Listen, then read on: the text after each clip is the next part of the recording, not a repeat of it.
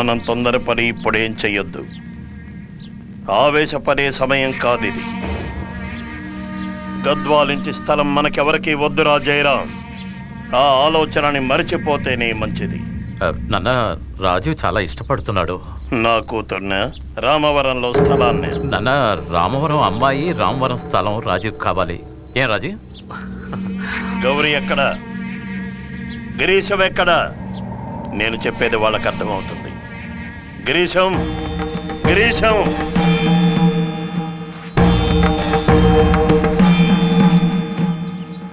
అక్క, ఎవరది? పసుపులేటి వారి పెద్ద కోడలా? ఇక్కడ నీకు అక్కెవరే? పోవే ముదరష్టపుదానా. నానా, అన్నయ్య, కొంచెం త్వరగా ఇట్రండి. చెల్లెలు గారు. ఇక్కడేం పని నీకు? ఎందుకు వచ్చావు? నాన్నని మమ్మల్ని అవమానించి లేచిపోయావు కదే. మేం మర్చిపోలేదు. సిగ్గులేందానా. జయరాం, ఎవర్రా? చూసారా వచ్చింది? ఇక్కడి నుంచి వెళ్ళిపోమని చెప్పండి. ఇక్కడ ఏం చూడాలని వచ్చావు? తండ్రి కొడుకులు చచ్చారో లేదో తెలుసుకుందామని వచ్చావా? మీ మనసుకే తెలుసు అంతా నాశనం అవుతుంది. వాడింట్లో ఊడికొచ్చేస్తున్నా నువ్వు మాకు ఉపదేశిస్తున్నావా? ఆగరా నాన్న, ఆ దేవుడి సాక్షిగా నా కోసం కాదు, నేను మీ అందరి మంచి కోరి చెప్తున్నాను. మంచి కోర వద్దులే. మీరాయనతో గొడవ పడకండి, ఇదే నా కోరిక నాన్న. విన్నారా? దీని మాటలోని భావం మీకు అర్థమైందా? మనం రాజీ పడాలని ఈవిడి గారు చెబుతోంది. చాలా బాగుంది. యుద్ధం చెయ్యడానికి ఏరు దాటి పతిదేవుడు వస్తాడు. తర్వాత శాంతి దూతగా ధర్మపత్నిని పంపిస్తారు. ఏంటే ఇందులోని అర్థం? రేయ్, మాధవకి భయం వేసినట్టు. మర్యాదగా వెళ్ళు, లేదంటే నీ శవాన్ని తీసుకెళ్లి వాడి మొహాన విసిరిపారేస్తా. నాన్న చెప్పింది విన్నావుగా, మర్యాదగా ఇక్కడి నుంచి వెళ్ళు.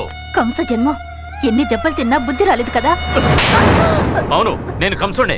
నీ కడుపులో కృష్ణుడు పెరుగుతుంటే పుట్టాక వాడిని పంపించు, నేను ఇక్కడే ఉంటాను. వాడిని చంపేస్తాను.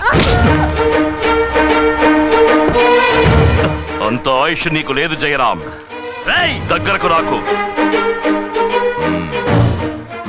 దారి తప్పి పొరపాటున జీవితంలో ఏనాడు మళ్ళీ ఇంటి గుమ్మలో అడుగు పెట్టకు. అర్థమైందా? అనంతా, గురుగారు జాగ్రత్తగా తీసుకెళ్ళండి.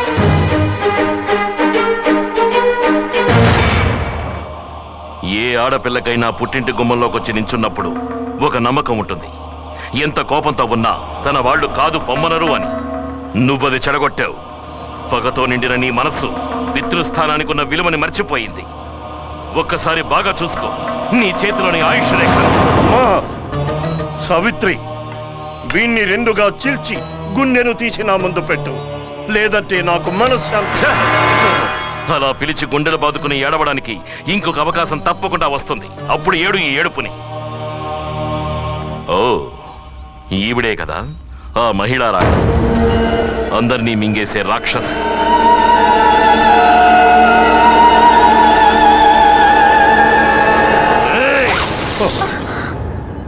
ఈ దుష్ట దేవత బయటికి వచ్చేలా చేసి అంతం చేయకుండా వదిలిపెట్టను నేను. గుర్తుంచుకోండి.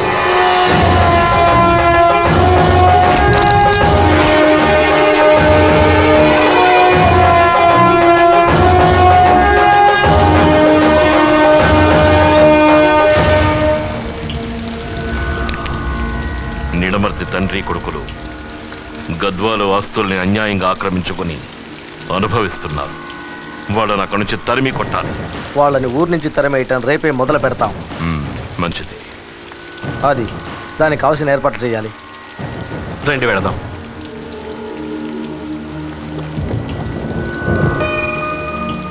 ఏంటి కళ్ళు చెమ్మగిల్లాయి? ఏం లేదు, కంట్లో ఏదో చిన్న నలక పడినట్టుంది అంతే. నాకు తెలుసులే, నీ కంటిలో నలుసుని నేనే మిత్ర. అయ్యో, ఏంటి అలా మాట్లాడుతున్నారు? శత్రువునెప్పుడు శత్రువుగానే చూడాలి. శత్రువైనా మిత్రుడైనా తప్పు చేస్తే శిక్షించడమే నా స్వభావం. నీ తండ్రి తోడబుట్టిన వాళ్ళ ప్రాణాల కోసం నువ్వు నన్ను వర్ధించకూడదు. ఒక్కడిని వదలు, ఇది సత్యం.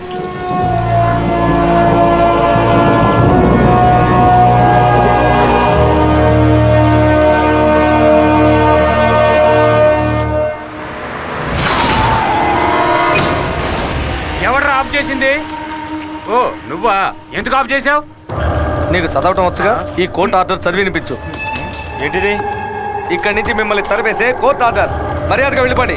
మీరే వెళతారా లేక మెడపట్టి గింటేయాలా? రే రుద్ర, వీళ్ళ మక్కలేరు కొట్టి బయటికి ఇసిరేరా.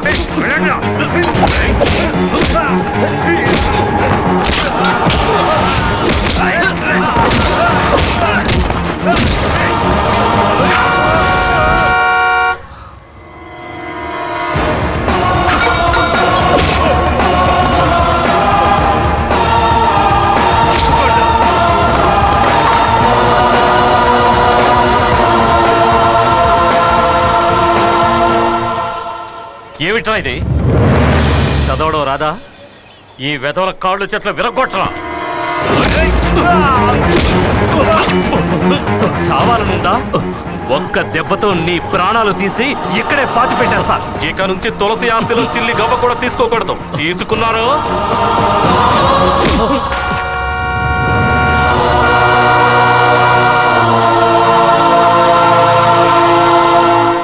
అయిపోయింది, సర్వనాశనమైంది, భ్రష్టు పట్టిపోయింది. దద్దమ్మలు ఏడుస్తూ వచ్చారు. అశుద్ధం తినే పందికి కూడా రోషం అనేది ఉంటుంది. ఓరి భగవంతుడా, ఎలాంటి బిడ్డల్ని ఇచ్చావయ్యా నాకు.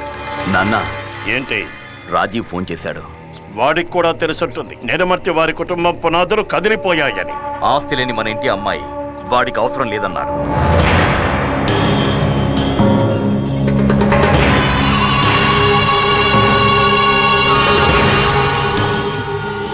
సావిత్రి,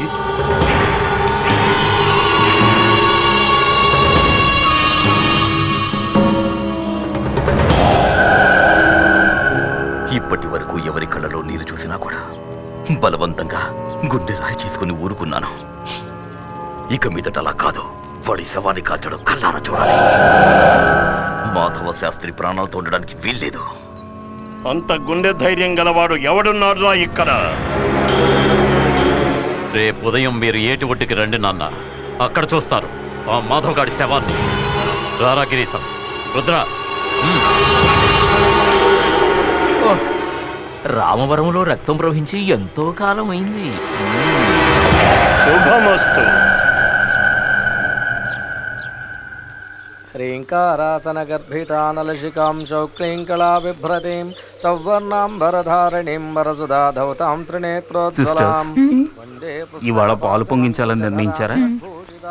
సంతోషం. నేను ఫైర్ ఇంజిన్ తీసుకొస్తాను. ఆది కేశవ, వెంటనే పారిపో. బతుకుంటే బల్సక్తినైనా బతకొచ్చు. శ్రీచక్ర సంచారిణే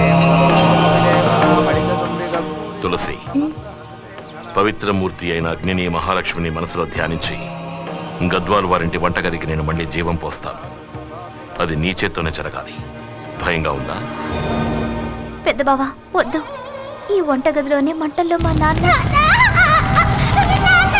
నీ తండ్రిని చంపిన సావిత్రి చితికే నువ్వు ఇప్పుడు నిప్పు పెట్టబోతున్నావు. చెప్పినట్టు చెయ్యి.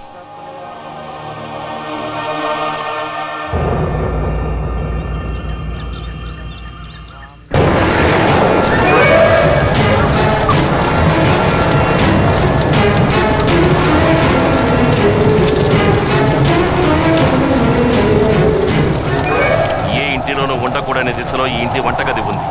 అనంత, గురువుగారు, వెంటనే ఆ తూర్పు గాలి రాకుండా అడ్డుకోండి.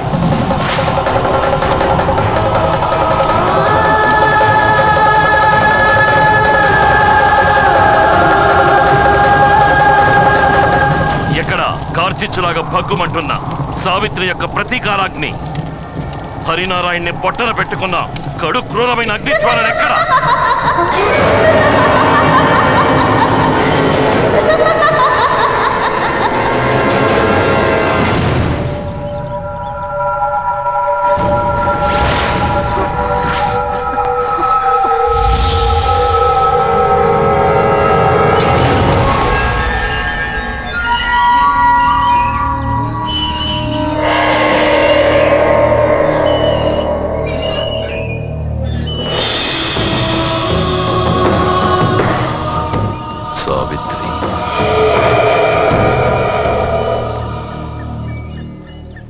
తన రక్షణ కోసం సావిత్రి ఏమైనా చేస్తుంది. తండ్రా కొడుకులా లేక లొంగనని మొరాయిస్తున్న ఈ దుష్ట రాక్షస ఎవరైనా సరే వీళ్ళ నాటకాలు చూసి నేను మాత్రం భయపడాను. అమ్మా అందరూ రండి, పొయ్యి మీద ఉన్న పాలు పొంగాయి. పెద్దవాళ్ల కాలంలో జరగాల్సిన ఈ గృహప్రవేశం ఇప్పుడు జరుగుతోంది. ఇప్పుడే ఇదొక ఇల్లయింది. అవును, ఇది మనుషులు నివసించే ఆలయంగా మారబోతోంది. నీకిచ్చిన మాట నిలబెట్టుకోవడానికి ఇంకొన్ని పనులు మాత్రం చేస్తే సరిపోతుంది. ప్రార్థించుకో. సావిత్రి అంతం చూడాలని ఆశిస్తున్నా మీ పెద్దల ఆశీస్సులు కోరుకో.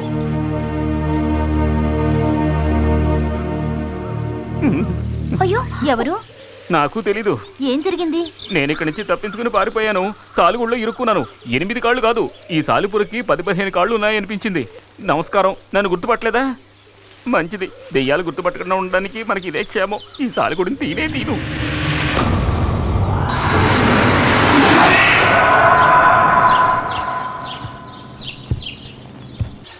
ఇక ఒకే ఒక చోటు మిగిలింది.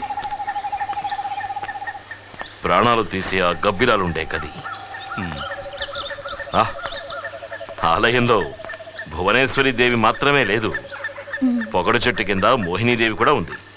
ఆమె దగ్గర దీపం వెలిగిస్తూ అర్థిస్తూ ఉంటుంది మరో యక్షిణి. ఎవరు? మీ అక్కయ్య. తులసేది లోపలుంది, పైన దీపం వెలిగించడానికి వెళ్ళింది. నీకసలు మతేమైనా పోయిందా? తనని ఒంటరిగా పంపించేసి నువ్వు ఇక్కడేం చేస్తున్నావు?